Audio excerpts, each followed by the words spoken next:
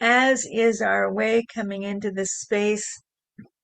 Before anything, let me just invite everyone to take a pausing breath and give yourself space to arrive.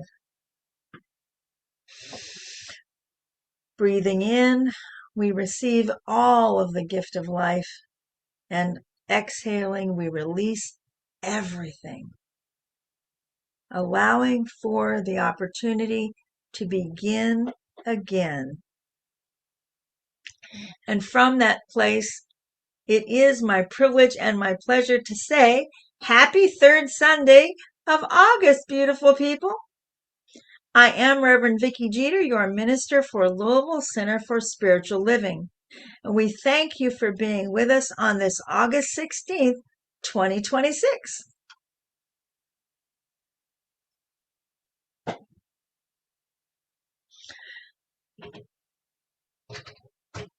We welcome all paths to God. We welcome your challenges and your questions. All pieces and paths of spirit, all areas of life, and all parts of ourselves are essential to a world that works for all beings. So whether you're with us here for the first time, welcome, welcome to our newcomers. Or if you've been with us from the beginning, or if you're watching us on YouTube, we thank you for being with us because you are why we're here. Reverend Carolyn is our speaker today to wrap up our theme of the fear and the furious. That's been the theme for the month. And this will be with the topic of what to do in the presence of fear. It's going to be a wonderful way to wrap that up. And then for the last 2 weeks of August, we're shifting to some unique topics that will be named and claimed a little bit later. So in preparation for prayer this morning, Spirit brought to me a very special declaration out of Native American spirituality. And every time I have these opportunities to find unique sources, I'm always so incredibly touched. And this prayer or declaration, whichever way it strikes your system, is known as the last prophecy of Crazy Horse. And Crazy Horse was Oglala Lakota. And each time I look into these, it takes me a little bit deeper. The most amazing thing I realized this morning that I had never seen before is that Crazy Horse was born in 1840 and only lived to 1877. And can you imagine? I know for myself, I mean, I was just really seriously getting grounded into being an adult when I was 37. And this man, like created an entire legacy for his people and made transition at the age of 37 years old. So I invite you to take a breath with me. Upon suffering beyond suffering, the red nation shall rise again, and it shall be a blessing for a sick world, a world filled with broken promises, selfishness, and separations, a world longing to see the light again. I see a time of 7 generations when all the colors of mankind, that's all the colors of mankind, will gather under the sacred tree of life, and the whole earth will become one circle, one sacred hoop again. In that day, there will be those among the Lakota who will carry knowledge and understanding of unity among all living things, and the young and old all together will come to those of my people and ask for the wisdom. And I salute the light within your eyes, where the whole universe dwells. For when you are at the center within you, then you and I are one, and within that place all shall be one. Crazy Horse. And I don't think there could possibly be a more powerful opening prayer. And so we come to our opening song, if I were brave.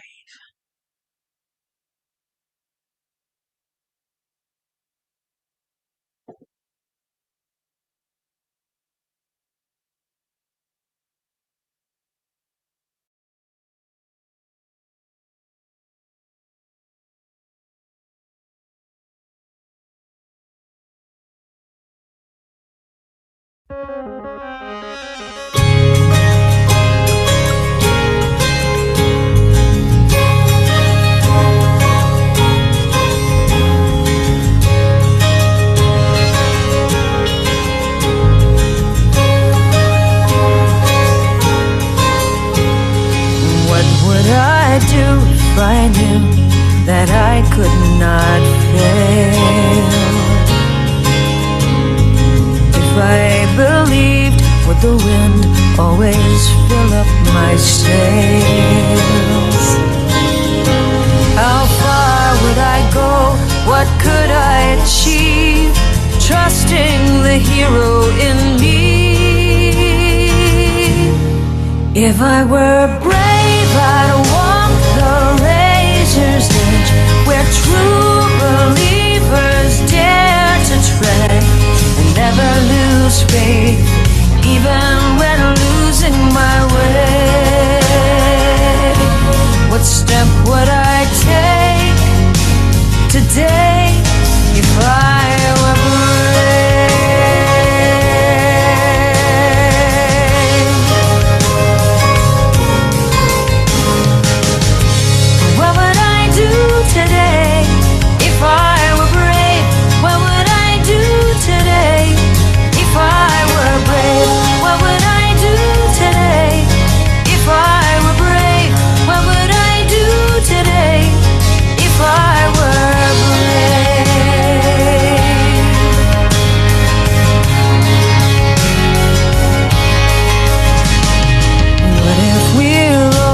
To do what we secretly dreamed. What would you ask if you knew you could have anything? Like the mighty oak sleeps in the heart of a seed, are there miracles in you and me? You know there are. If I were brave, I'd walk the razor's edge, where true believers dare to tread and never lose faith, even when losing my way. What step would I take today if I were brave?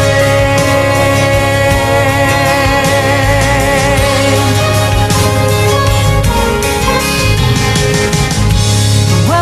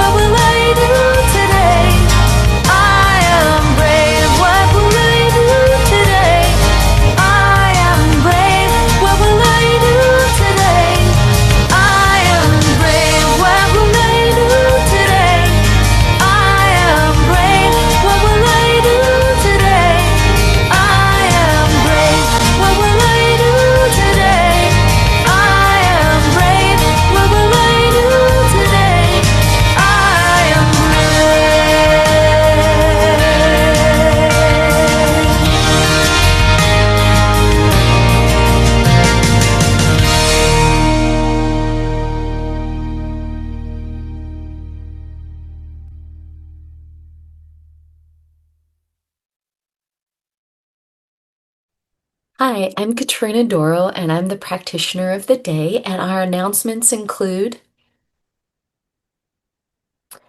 that we're having our annual business meeting on Sunday, August 23rd during service. So please do plan to attend. Mark your calendars for August 23rd on this very Zoom link.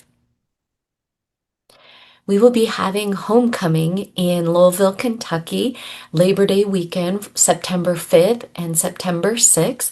If you have any questions about homecoming, please reach out to Reverend Vicky. And Reverend Vicky's going to augment this just a little bit. There is an expanded slide that I meant to put in here with this week to offer people a little bit more detail about what's happening for homecoming.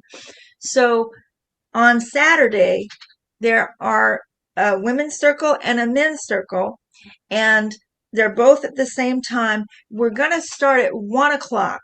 Some of you may have heard so far that it was going to start at 2 on Saturdays, but there's some discretion that's the better part of valor there to make sure that we have enough time to not be rushed moving from that into dinner and so forth. So the circles on Saturday are starting at 1 o'clock, and they are at the treehouse, and or the men may elect to go maybe to a coffee shop or something, but they're welcome to be at Jones Treehouse as well. And of course, we know you need the address.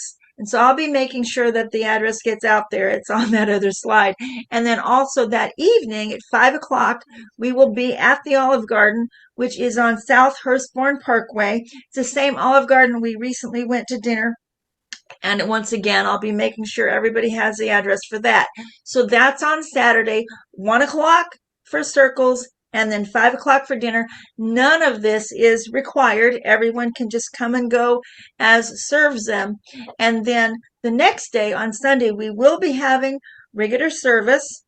And after service on that day, at about 4 o'clock, people are welcome to start arriving at Jones. There'll be a larger gathering of everybody as potluck, and then also we'll be playing spontaneous music jams. So anybody that has, say, bongo drums or a harmonica or a guitar, little musical instruments, you're welcome to bring them. And that'll go from 4 o'clock till about 9. And then about 9 o'clock, we'll wrap up and help Queen Joan to clean up the space and everything. So thank you for letting me do that verbally. I will be getting that information out there in printed form. And now we can move to the next slide. Thank you, Vicky. Do you want to go ahead and do the financial update also? Sure. So our financial update so far for August, our general goal is $2,550. So far, as of yesterday, we have received $887.98, for which we are so grateful. And I'm just asking everybody to keep knowing what we know and doing what we've been doing. We have made either our expenses or budget for the last 11 months, and I know we can keep continuing to do this. So just know that the flow comes in and gets circulated through your lives and our life, and it just prospers everybody. Praise the presence. So please join us for sharing time after the benediction. I will also be available for prayer. Our purpose, the purpose of the Louisville Center for Spiritual Living, is to be a vital hub of beloved community. We learn and practice care and creativity for the gift of life as vessels of oneness, a synergy of spirit, soul, mind, and body for all beings. The mission of the Louisville Center for Spiritual Living is to teach personal transformation as a virtual community, living the principles of science of mind and celebrating all paths to God. Our vision is a world that honors and respects all people. So our application of principle is from Thich Nhat Hanh: peace, love, and happiness begin within ourselves. The suffering we see out in the world is reflected in the suffering, fear, and anger inside. So when we take care of ourselves, we are taking the first step towards taking care of the world.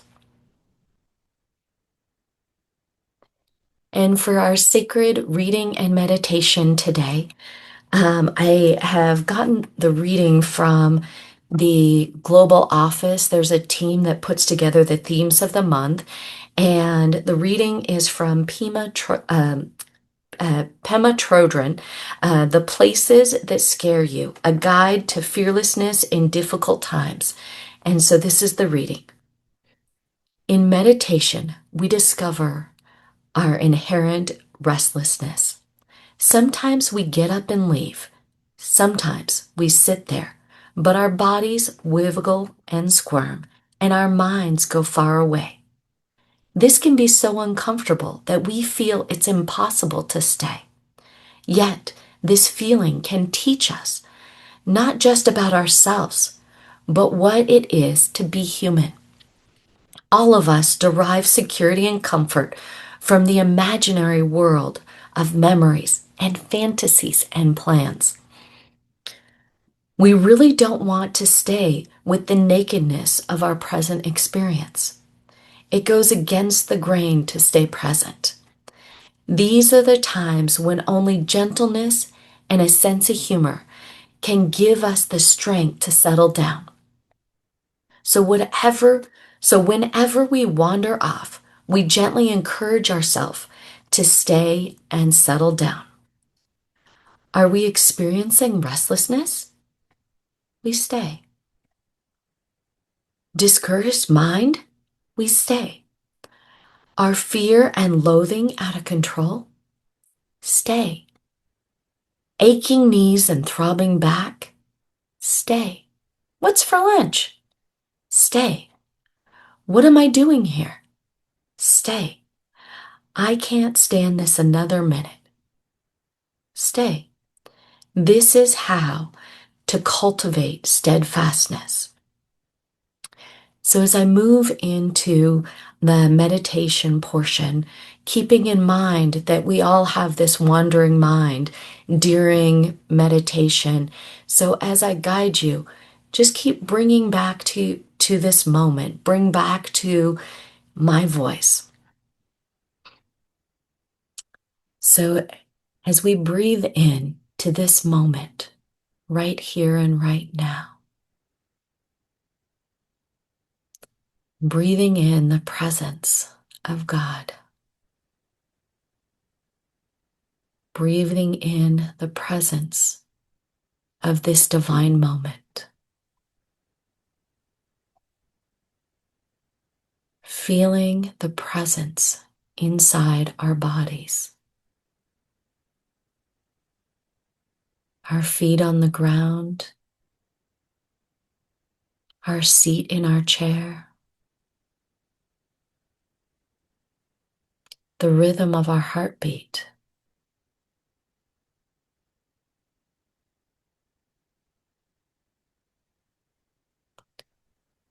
Bring your attention to my voice.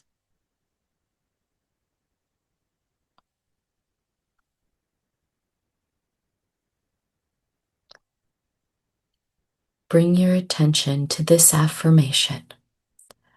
I meet fear with curiosity, compassion, and courage.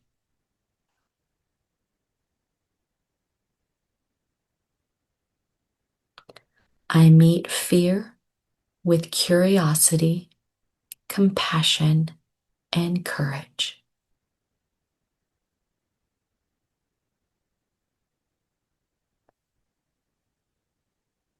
So breathing in curiosity, turning up the volume like those old radios of curiosity, curiosity in our mind and our being.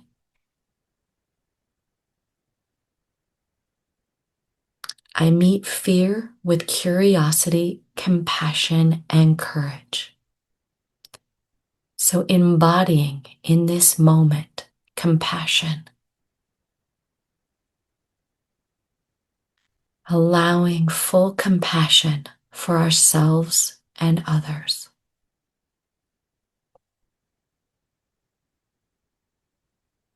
I meet fear with curiosity, compassion, and courage.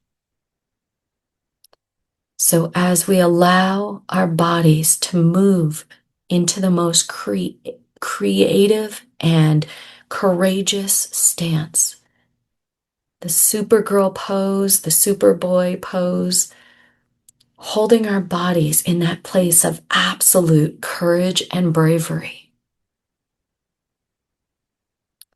Repeat with me.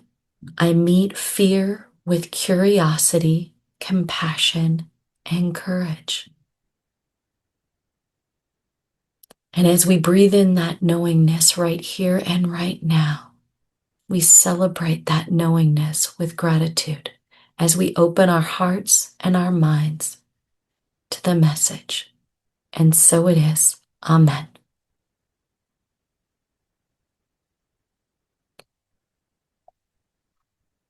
And in the presence of fear, we can create mantras or musical affirmations or ways to embody that knowing. And so the special music that was chosen today is a moment to embody In Beauty May I Walk by Karen Drucker.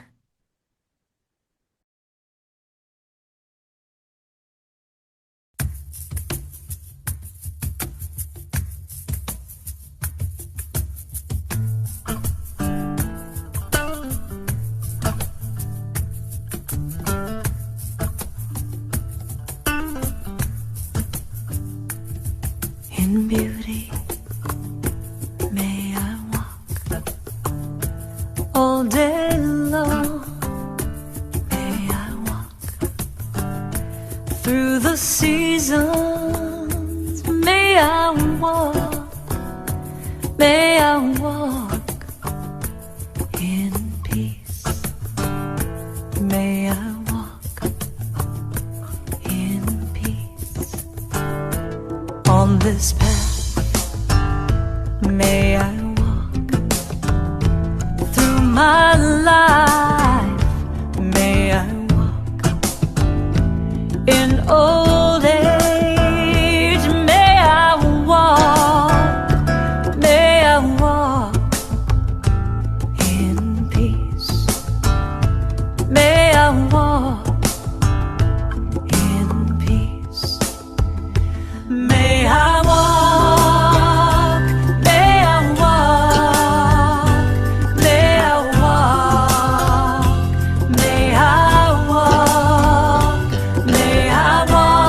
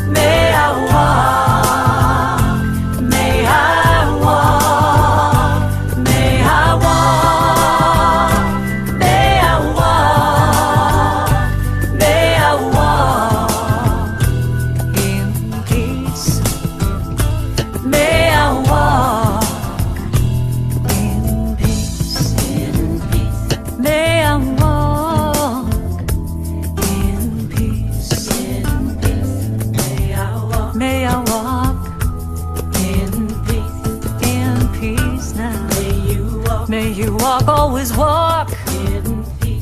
In peace. May we walk. May we walk in peace. In peace. May I walk. May I walk with loving kindness. In peace. In love. May you walk in joy. In peace. In love.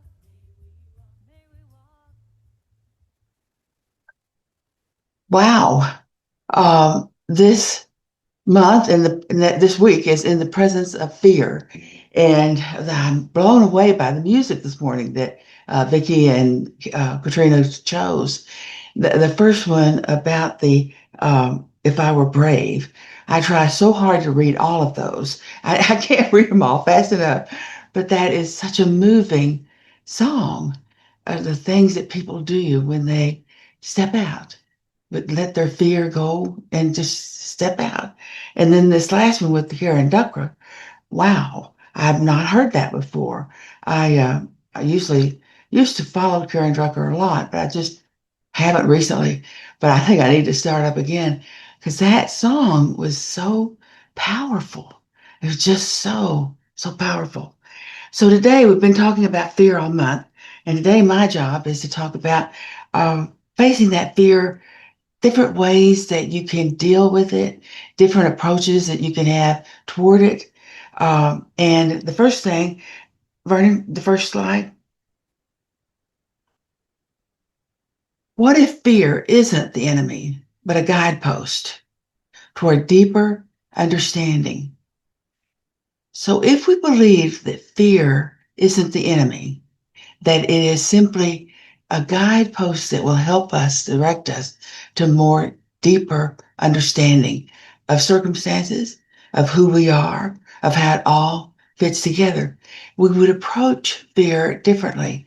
It wouldn't be so overwhelming so much of the time. Thank you, Vernon. It's interesting to me that Katrina chose the same meditation that I chose to quote. And so I'm going to be repeating some of that. It's such a powerful thing that she was teaching, and I don't know how to pronounce her name right, but anyway, she was teaching that to build steadfastness is the way to deal with fear in the future. Well, what's steadfastness? Steadfastness is not being rocked here and there, but it's going, knowing where you're going, knowing where you are, knowing who you are, and sticking to it. It's that having something in us that pops up whenever we need it. That's steadfastness. That's knowing the truth and adhering to it. Studying the spirituality, studying who and what we are, studying how we work in the world and how that world works for us, helps us to increase our steadfastness, helps us to know when something happens where we will turn, where we will fall back on, what we will remember, what we will think of.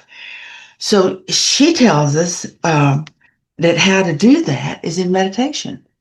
When you have a regular meditation habit, that's a really good thing, and that you can use that by teaching yourself steadfastness.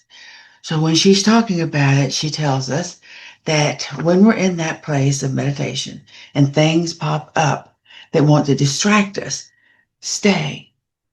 She uses the word over and over again. Stay. Discursive mind, stay. Fear and loathing, out of control, stay. Aching knees and throbbing back, stay. What's for lunch? Stay. What am I doing here? Stay. I can stand this another minute. Stay. This is how to positively enforce steadfastness. You need to think for yourself, what is your true belief? What is it that is your foundation of life? In Science of Mind, we teach that it's all one. You and I and spirit and everyone else is one. There's no division. There's no being in a place where spirit is not. Spirit is always there. And we learn who we are by knowing what spirit is because we are one. So, do you think that spirit is ever fearful? Do you think that there's anything in existence that could place fear in spirit, in the Holy One, the All, the Absolute, the one and only, Yahweh, whatever you might call that one spirit, that one presence? If fear is not normal for it, it's not normal for us. If love is normal for it, then love is normal for us. And so beginning to think about what is spirit like and what am I like? And how can I depend on that? Can I depend on the fact that spirit is never afraid? And I am not afraid unless I allow myself to be. We are human beings and we will be afraid. We will have fears all through our lives. Some of them are major and they have a lot of foundation and we really ought to be afraid. And a lot of them simply are not. They're just results of our negative thinking, results of our lives spent in a chaotic world, our lives being distracted by falsehoods all the time. And so we have this natural response of fear. You're going to love my example. A couple of weeks ago, 3 weeks ago, Tracy and I, my daughter, we were talking and we started talking about horseflies. How many of you have ever seen a horsefly? Okay, a bunch of you have. All right. They are just really big flies. I mean, that's what they look like. They look like the little ones, except they're really big. And I said to Tracy, they're so big because they have to bite through a horse's hide. She said, no, a horse's hide is very smooth, very gentle, very easy to bite into. But they still have a really harsh bite. She explained that, but the horsefly, she's been bitten. With a horsefly, it's the bite that is so painful, and then it goes away. If you think of a wasp or a yellow jacket, their sting is very painful, but it stays, it lingers, it continues to sting. You have to put ice on it or soda on it or something on it because it's lasting a long time. Whereas a horsefly, it's the initial bite. So we've had this discussion. I go out to get in my car and go to town. And it's a 15 to 20-minute drive. I'm out on the road and there's a horsefly inside my car against the front windshield. I would like to say that I was a reasonable person and realized that that horsefly was nothing. But what really happened was my entire body went with fear. I was consumed with fear that that horsefly was going to bite me. And I didn't want it to bite me. And I'm driving down the road and doing this, make sure that the horsefly doesn't come near me. And I was telling myself, calm down. It's just a horsefly. But it took me almost the entire trip to calm down. My initial response was great fear, and that stuck with me no matter what I was saying. But I just kept saying, it's just a fly. It's just a fly. Now you're going to say, why didn't you pull over and let the fly out? I live on a road that is 2 lanes, all pretty much all the way. Yeah, it is all the way. And there's not a lot of opportunity to pull over. There's no, a lot of streets have plenty of room to pull over. Ours don't. This one doesn't. And so I'm still driving, and every once in a while the horsefly would fly at me, and I finally started to think, okay, Carolyn, it's okay. That fly is not after you. It has no interest in hurting you. It's just a fly. I just kept repeating it over and over again. And then I thought, I'll get to Kroger's to the drive-through pharmacy pickup, and I'll roll down the window, and that fly will fly out. And that's exactly what happened. I got to Kroger's. I rolled down my window waiting for the lady to serve me, and that fly flew toward me and then away from me and out. I was so relieved. I was just upset with myself that I had gotten so upset, but realized that, darn it, I'd gotten upset. And that's the way fears are.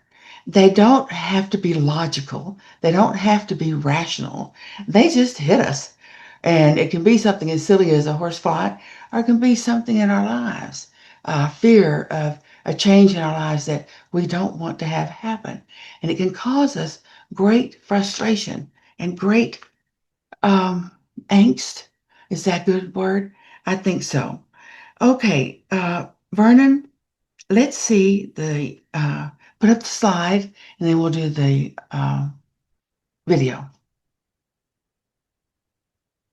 Years ago, I was in a conference and they taught us this. Fear is often described as false evidence appearing real. I have remembered that all these 20 plus years because it's so true. And if we examine a fear, we often find that it has just false evidence. Okay, the video, Vernon.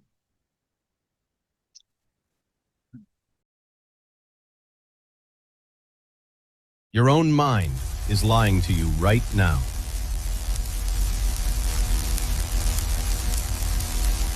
We call it fear, false evidence appearing real. It crafts convincing illusions of catastrophic danger. Anxiety builds worst-case scenarios from tiny fragments. One late-night search snowballs into absolute panic. Our vivid imagination traps us in terrifying futures.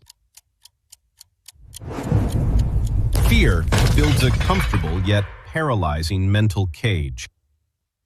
It stops you from growing and taking real risks. But what if you face everything and recover? Anchor yourself in the present moment with mindfulness. Realize those dark futures are just made-up stories. Interrogate your doubts. Demand real proof from yourself. Thank you, Vernon. False evidence appearing real are forgetting everything and recover. There's lots of different anagrams for fear. One of them is forget everything and run. And that's what we want to do sometimes, is we want to run away from our fear. And we're tempted to do so. And we have mental faculties that help us do that. That will hide what we are afraid of, will hide what's really going on, and just put up walls that keep us from understanding. So when we have fear, we have the opportunity to look at it. What is it that we are fearing? What is it? And when we can name it, if we can understand and name it, and sometimes it's difficult to do because it's buried under a lot of other things. But when we can get to it and understand that this is my fear, this is what I'm really concerned about, then we can analyze it, we can review it, and we can eliminate it and let it go. We understand so often that what we fear is based on misunderstanding. It's based on information that has come to us that we've just taken in. It's like that silly fly. If Tracy and I had not just discussed the bite of a horsefly, I don't think I would have been terrified of the horsefly. I had this idea that I had just recently entertained, and then the fly came in. And so I responded to that situation based on something that had been in my mind before. We do that. Socially, we may be one way or another, but sometimes we have doubt about our ability to relate to people. And sometimes we have someone who doesn't say hi as they walk by, and we interpret that as a rejection. So we have to understand where it's coming from. We have to give ourselves a chance to really understand what's happening. Can you prove that what you fear is real? Can you prove what it's based on? Uh, that's one of the hallmarks of being able to understand it. And when you understand it, it helps you to release it, to let it go. And so we're called, when we have something going on in our lives, to examine it. Uh, Stephen Covey, many of you, Seven Habits of Highly Effective People, leader in teaching people how to live better lives. I had the opportunity to teach his courses years ago. And one of the things they talked about was your sphere of influence. Your sphere of influence are the things that you can affect. So your actual sphere of influence is very small. It's the people immediately around you. It's your circumstances. It's those things. Many of us have fear on the influence, that sphere that we have no influence on at all. I'm always saddened when I hear people that are suffering because of the political situation.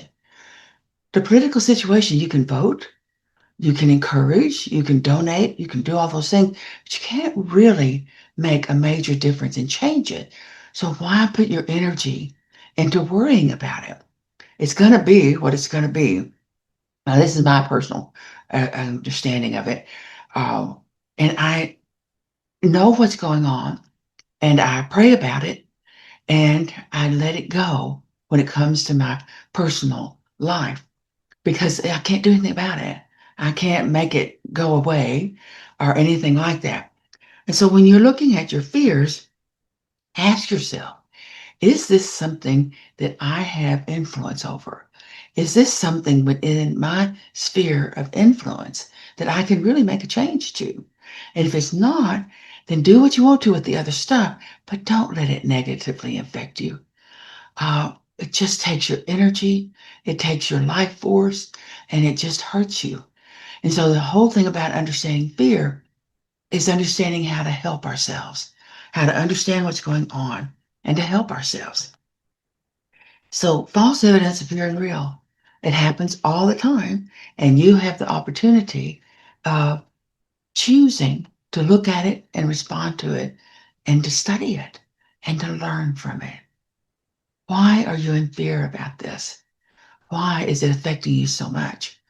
The study of that, asking the questions and looking at it, can help you so much if you take time to do that, if you take time to analyze. Now, in my 15 minutes with the horsefly, I took 12 for me to begin to really think, that fly is not after me. He's not out here to get me. I don't really have to fear him. He will go away. But it took me a while to get there. And it took a lot of angst and physical discomfort to get there. But I got there. And I realized that other things that are much bigger can be held and resolved in the same way. Next slide, Vernon.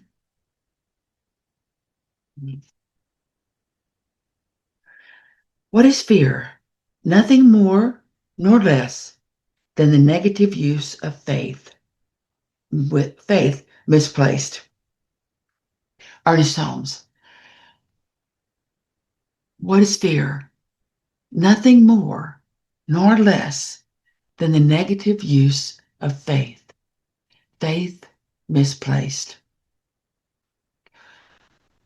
What you greatly fear, or what's causing you discomfort and angst, if you look at it, you can look at it and figure out, what's it based on? What are we using here to have this fear? How much faith are we putting into it? Thank you, Vernon. Are we trusting the negative in the situation and not relying on the positive? Spirit is always here. Spirit is always present, and spirit does not contain fear. reminders of that, knowing that, developing steadfastness in our meditation and how we live our lives, knowing that we always have a foundation in love.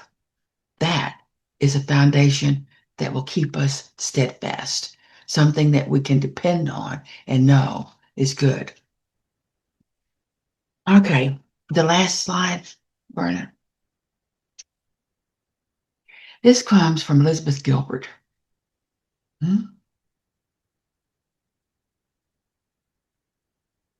She wrote a book, and this is a quote from that book. It seems to me that the less I fight my fear, the less it fights back. If I can relax, fear relaxes too. What you resist persists. That's a spiritual truth that if you've been around for a while, you've heard it a lot. What you resist persists. Ask yourself what you're resisting, because it will persist. See it, and you will get it. See it and change it, and you will get that. It's the spiritual principles based on the fact that we are instruments of spirit. We are one with spirit. Our thoughts are creative. What we put out there comes back to us. And so it behooves us to not be in great fear, because that fear will turn itself right back on us and fight to stay, fight to control, fight to be the thing that decides how we live our lives. So relax. Thank you, Verna. Relax. Be at peace with who you are and accept it and love it. And know that it's all good and it's just getting better. I just want to say and pray. Spirit, all that we are is you. All that you are, we are. And we stand in the knowledge of truth and the knowledge of wholeness and perfection as the expressions of you. We are one. We know that the attributes that you have are the attributes that we have. So we are fearless. We are focused. We are thrilled to be alive. And we live our lives to the fullest with gratitude and joy. I let it be. And so it is. Thank you so much, Reverend Carolyn. That was a beautiful talk today, and I look forward to applying that to my life. So for our prosperity and giving time, you'll see a slide on the screen that talks about the various ways that you can contribute to the center. First off, thank you to each and every one of you for sharing your time, your talents, and your treasure with the center. We are so absolutely grateful. For our affirmation for August, our prosperity clarity affirmation: my creativity blossoms in unexpected ways, blessing every area of life. And I'm going to turn this over to Reverend Vicky so that she can bless the offering and the gifts that come into the center to support the vitality of this center. And it is so much my pleasure to pick up on this wave and ride through the blessing of our prosperity from the place of deep, deep gratitude for the gift of life, deep, deep gratitude for the message, deep, deep gratitude for each and every being that make up the vitality of Louisville Center for Spiritual Living as an entity in the one, as being in service to spirit in ways that we may not even be able to imagine. Each and every person here present, as we would bless each one, that blessing is returned tenfold once again and once again and once again. And Carolyn's emphasis on that steadfastness of stay through the riding of the waves and the ups and the downs of what happens in prospering all of our lives. All of our lives are riding that wave. And as we come from deep within and stay, we come together in community to magnify each other's blessings and return them tenfold out into the world around us. So this little basket, like the fish and the loaves basket, receives it all and bursts forward to everyone who's seeking. Thank you, Presence of Life, for all of this and more. I let it be, and so it is. And so it is. And one of the moments of embodiment that we do is we affirm for ourselves and we affirm for one another the statement on the screen. So say with me together, we are magnificent. And our closing song by Reverend Dr. Michael Gott, such a wonderful song. I hope you sing along and enjoy. I release and I let go.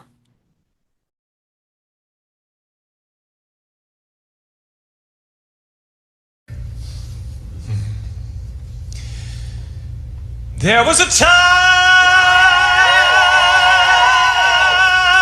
in my life, thought I had to do it all for myself. Didn't know the grace of God was sufficient. I didn't know the love of God was at hand.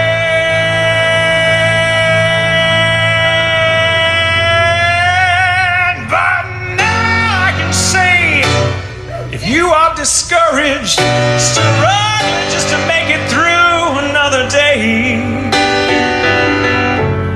Gotta let it go.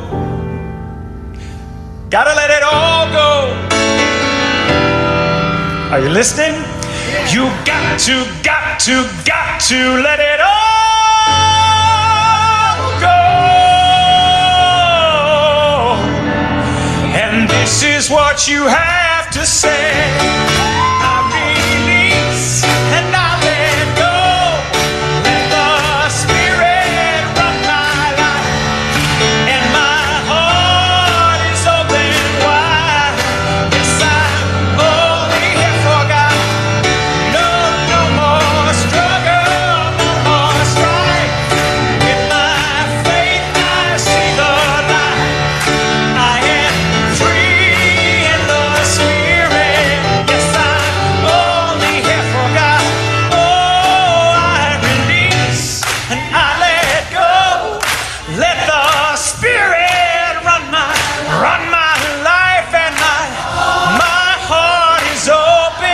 Yes, I'm only here for God. No, no, no, no, no more struggle, no more strife. With my faith, I see the light. I am free in the Spirit. Yes, I'm only here for God. Oh, I release. I let go. Let the Spirit run my life. And my heart is open wide. Yes, I'm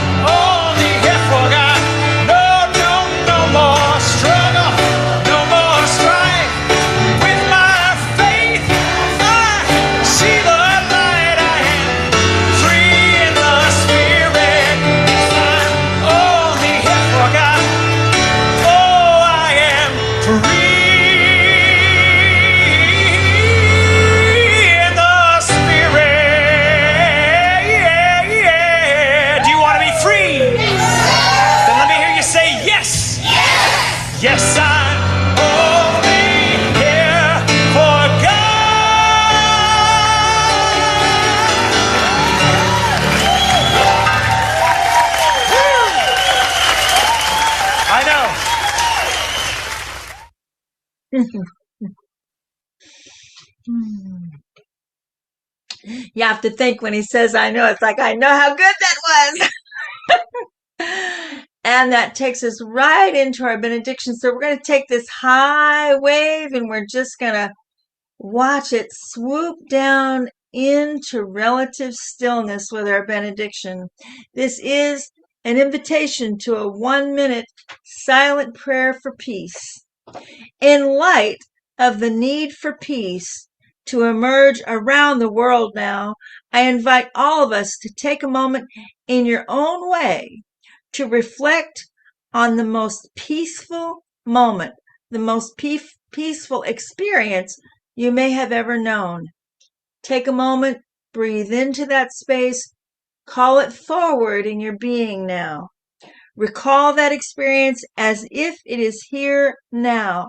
Stay in that feeling for the next 1 minute of silent prayer for peace around the world, knowing that each individual seeking this peace finds it in their own experience.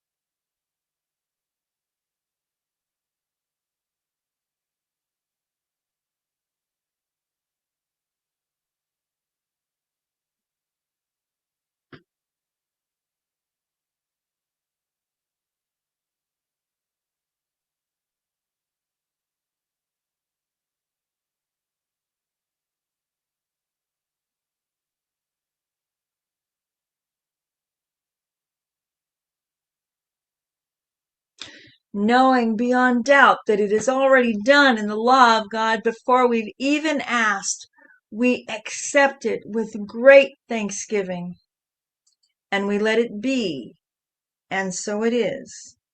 Amen.